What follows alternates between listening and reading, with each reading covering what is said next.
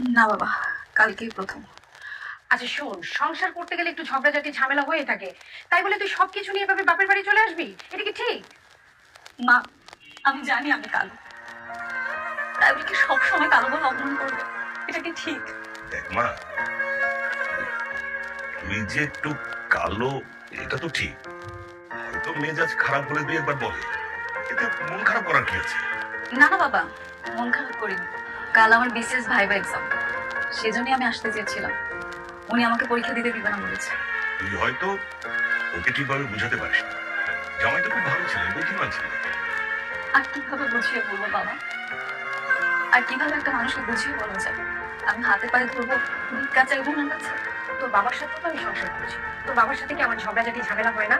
তাই বলে কি কখনো দেখেছিস এই বাড়ি ছেড়ে আমি চলে গেছি?